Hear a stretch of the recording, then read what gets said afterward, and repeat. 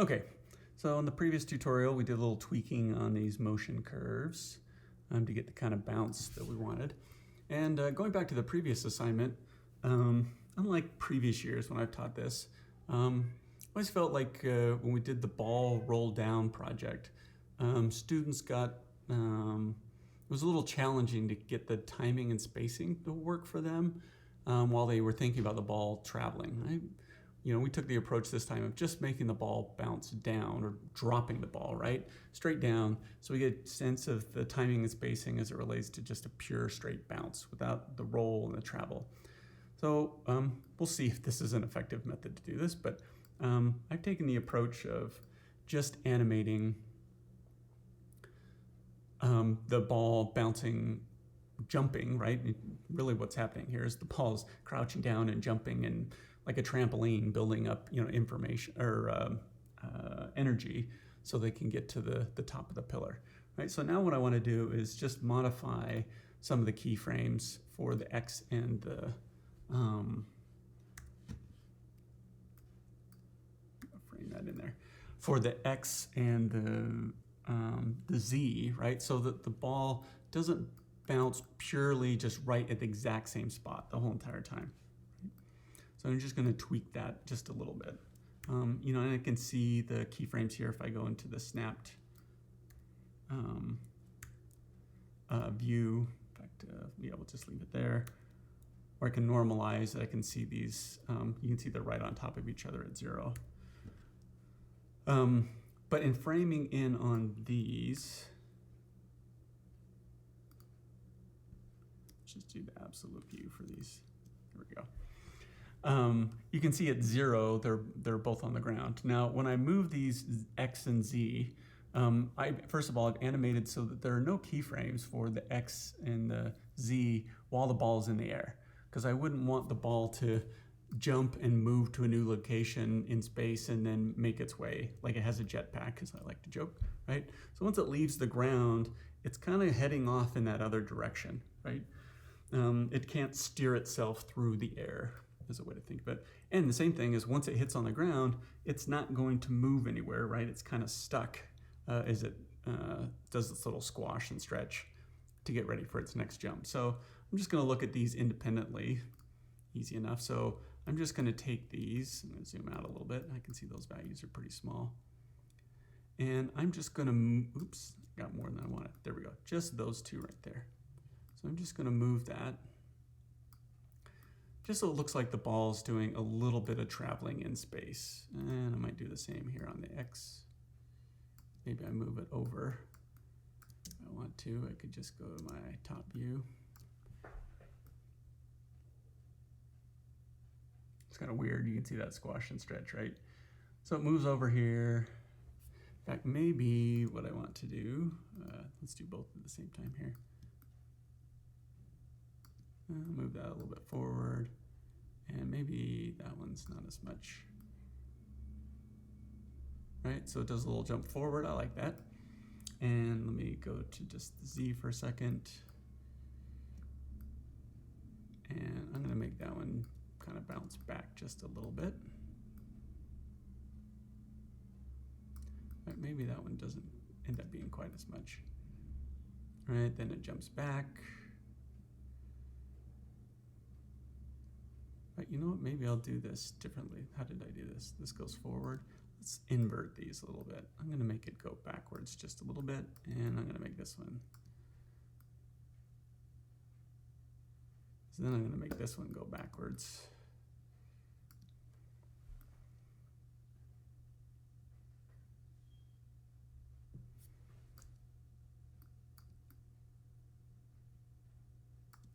And where's my translate X? Let's move that back in this direction.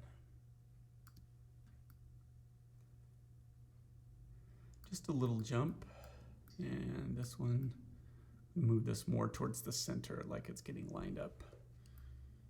And let's move this one.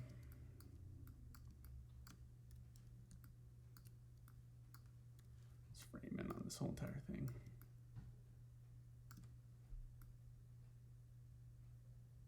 All right, let's go back to the perspective view. A little bit easier to see this.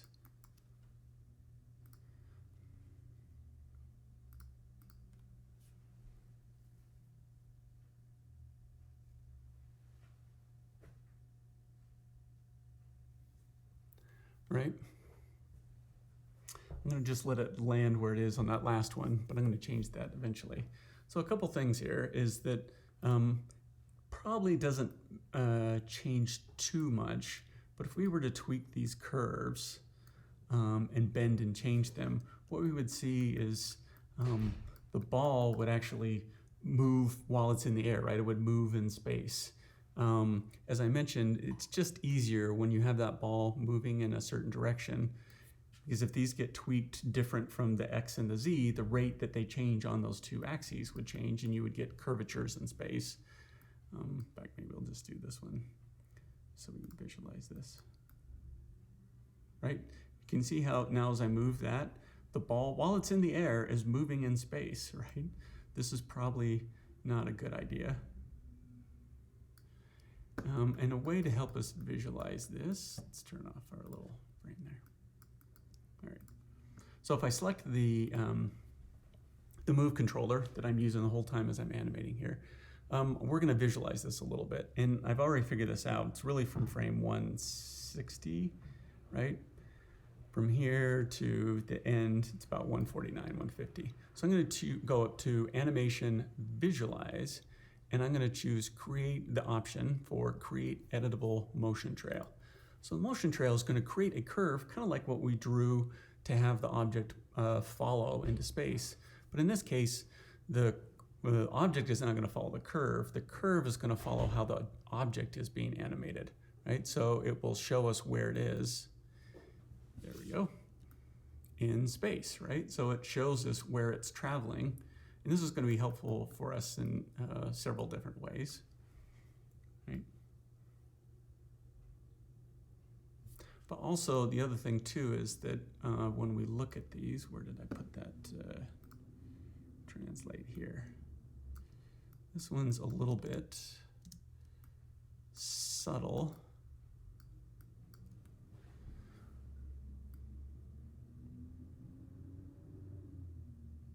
But as I look at some of these curves, in fact, you can see it right here. You can see where the curve is kind of bending in space, right? And that's because of these curves that are here. Let's look at both of these, right?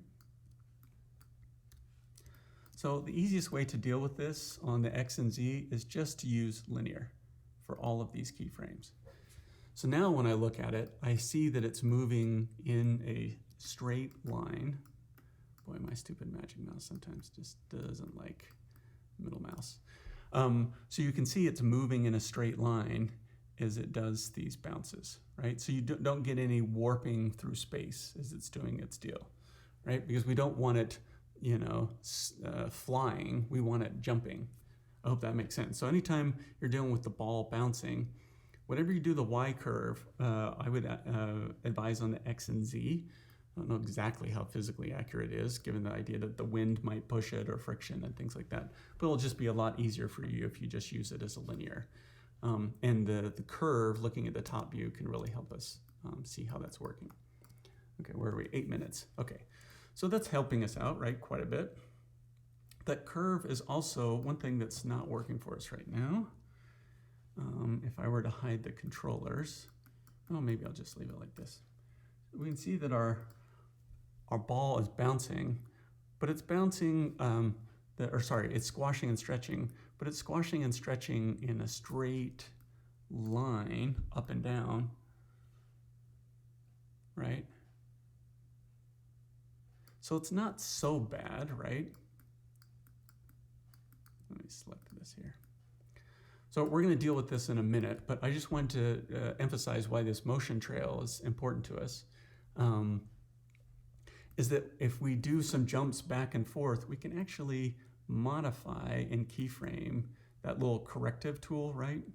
So that it helps us line this up so that we can make sure that the controller for the squash and stretch is moving in the trajectory of the bounce, right? In fact, maybe I'll just go ahead and, well, I'm not going to keyframe that one right now, right? I'll come back to that later. But the whole idea is to make sure that it's set up straight up and down. I'm just going to leave it. In fact, let's just undo the whole corrections that I made. So if you are doing some big jumps and you notice that the ball is stretching straight up and down, but it's actually jumping, like a big distance, we're going to have to do that as a correction. But I would advise doing that only at the very end, because we're also going to do some rotation stuff in here. That'll be for a future tutorial. All right, so the last thing I want to accomplish in this one is we've got it bouncing, right, from place to place. That's kind of nice. But then it goes all the way up high enough to land on the pillar, but it doesn't land on the pillar. So we want to make sure that we do this. And I think the advantage of doing this straight up and down and actually having it go up high enough, to higher than the pillar, and then having it come down, students usually animate it so it gets up to here, and then they make it like a rocket ship, zoom over to the top. We don't want it to jump onto the top of here so much as we want it to jump high enough to fall onto the top of it. So let's go to the Z, and it's probably easier to do on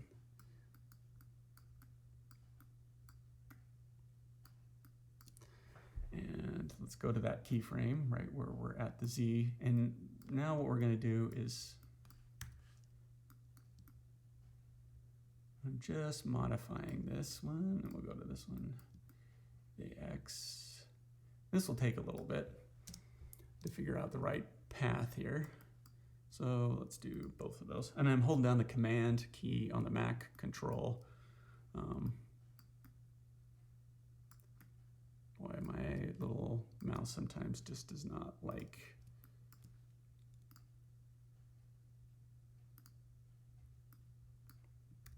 Okay. So you can see the arc right now is showing us where it's moving through the pillar. In fact, maybe a side view will help us here. So I just need to modify this a little bit. And we'll go back to the top view. And now if I go to the X,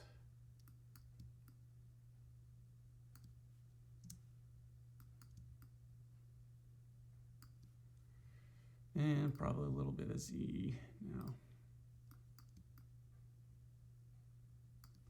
And if I want to, I can just modify both of those, and let's just do those two, right? And key selected. You could also double click on the move tool and change it to the world axis, if I get out of that tool there. So let's go back over. Let's see where we're at. So it's right on the edge, so maybe I need to do just a little more Z.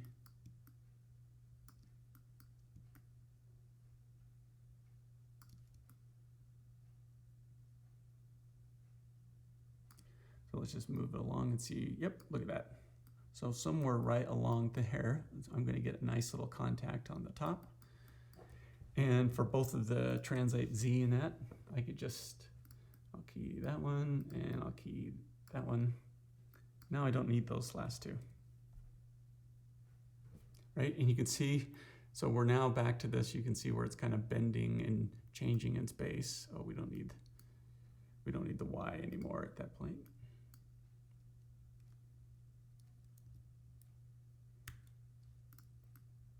Right, so and the Y, we need to do the same thing. So let's select that one, key there.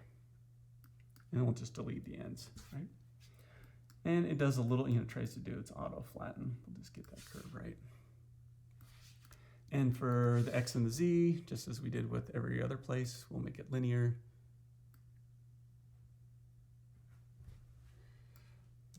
And let's go back to our side view. So we can look at so you can see what the arc there. Let's go back to the Y.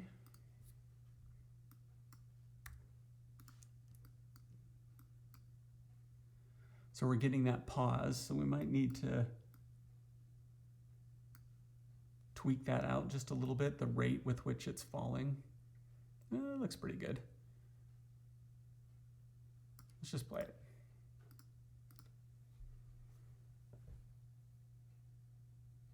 Right, so you can see by thinking about the ball just falling all the way down and then just keyframing it so that along that trajectory, along that path, you won't have to think about the timing, right? You won't have to think about, well, if it's 20 frames up, it would be 20 frames down.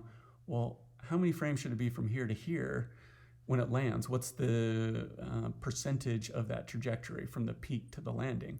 Well, if I've already established 20 here, if that happens to be what it is, and 20 down where it would land, just think of it going all the way through. Just make sure it would move through the pillar, and then you can set up that keyframe, right? So it's a little bit easier to deal with, right? And it's going to need some squash and stretch, and I'm going to do probably a little bit of tweaking on that Y handle. It's looking pretty good to me, right? All right, 15 minutes, just over. So in the next tutorial, we'll look at adding rotation and how to deal with the counter rotation of the squash and stretch so it happens in the right place. You know, that's one of those things maybe where you almost wait to just do that at the end, but it works for me to get a sense of the timing of the squash and stretch, just doing it flat. It does take a little bit of extra work with the rotation, but at that point you don't really have to think about it. You just have to just correct for it in the, based on whatever that rotation is. So you can kind of go in autopilot as you fix it. All right, we'll stop there. I'll see you in a minute.